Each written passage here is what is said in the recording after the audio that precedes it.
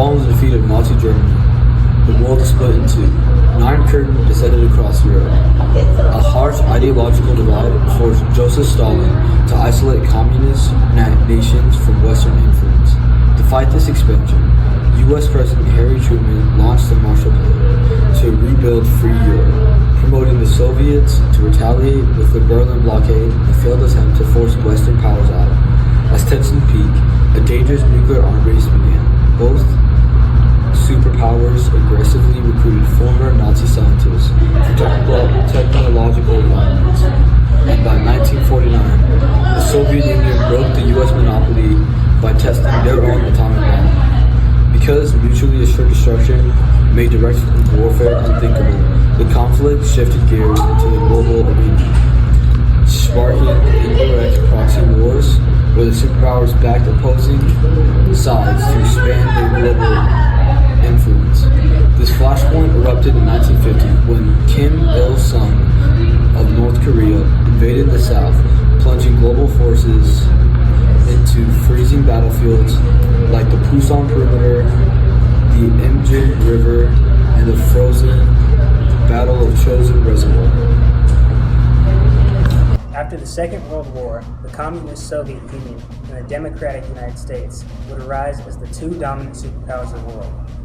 Fear of the expansion of Soviet influence over the world would rise, leading to the United States to adopt a series of interventionist policies in order to stem the spread of communist ideology. Policies such as the Truman Doctrine or the Marshall Plan were key to the development of the Cold War, with them starting the process of containment, which was the main reason for conflict within the Cold War. However, this conflict would never be fought by the Soviets and the United States directly, instead opting for subterfuge and proxy conflicts in order to combat each other. This is due to the advent of nuclear weaponry and the subsequent nuclear arms race, leading to fear of mutually assured destruction if one of the superpowers attacked each other. The Cold War was one of the most defining wars in the late 20th century.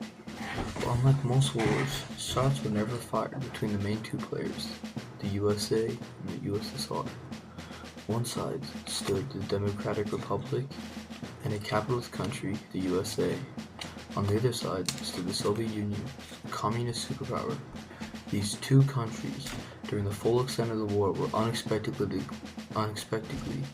never declared war directly on each other, showing where the term cold comes from. Instead of fighting face to face, they used countries globally supporting each side in proxy wars against each other, funding armies and backing opposing sides in conflicts all over the globe. The tension began after World War II, when the USA grew deeply concerned that the USSR would push communist ideologies westward and take control of Europe. America's goal became clear: to contain communism. This ideological divide split the world in two. Countries were pressured to choose a side, either the US-led Western Bloc or the Soviet-led Eastern Bloc. Those who refused to align were either power sparked the birth of the non-aligned movement. From Korea to Vietnam, from Cuba to Afghanistan, the Cold War was fought everywhere by everyone except the two countries at its center. Proxy wars were one of the most important aspects of the Cold War, and were the main method in which the United States and Soviet Union fought militarily. But what is a proxy war? A proxy war is a conflict initiated by a major power, where they are not directly involved, utilizing and supporting third parties instead. In this case, Cold War proxy wars were instigated by the United States and Soviet Union in order to establish their ideology and bolster their influence in a nation, whilst eliminating the influence of the other superpower and containing the spread of their ideology.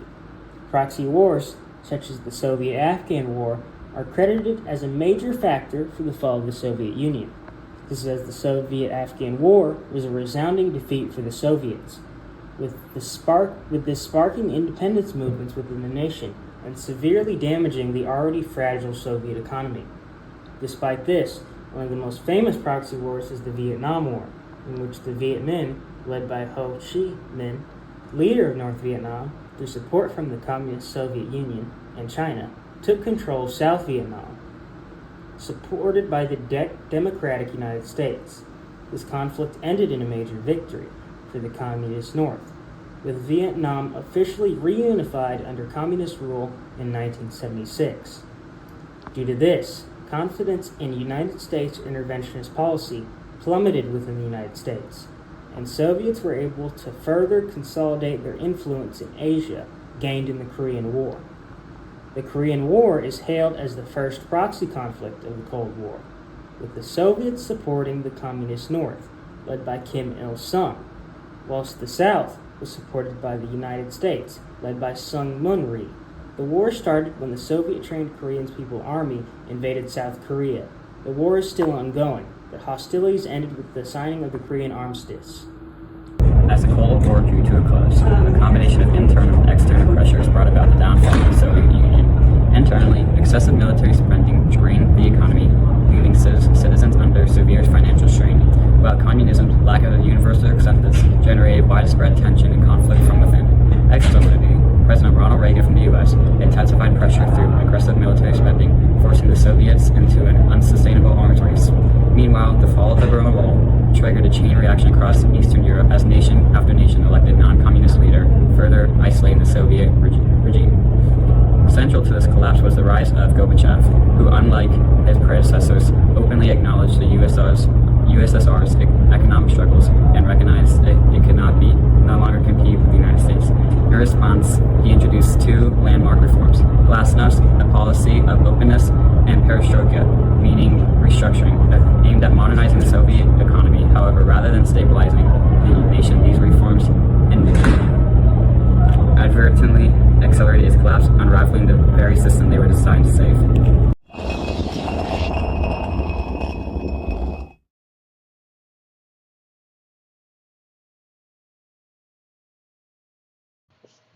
Dear Harry Truman, do you believe that you were right in your decision to relieve General Douglas MacArthur of his duties during the Korean War? Obviously, at the time, it was already a heavily unpopular decision, but knowing now the fact that the very thing that MacArthur was supporting, the escalation of the US military more directly against North Korea, would have stopped the continuity of the authoritarian government that still sits there today, do you truly believe that his removal was in your best interest? Following along that same line of inaction, during the Cold War, you knew full well that the USSR was weakened due to the events of World War II, both militarily and economically. What was stopping you from taking the alliance and felling the USSR? Oh, okay, yeah, so nothing. Another question I have for you is, what was the purpose and the support of McCarthyism, which, as a reminder, was a thought and ideology of sort of there being countless USSR and communist spies in the US trying to overthrow the government. This being the very same practice that led to the firing and imprisonment of 15,000 plus government officials within 5 years. What was stopping you from simply telling the country that you'd overestimated the number of spies after, the first year of this idea, where alone 5,000 people were fired? 5,000 innocent people, I should say. Or were you just too scared to admit that you were wrong?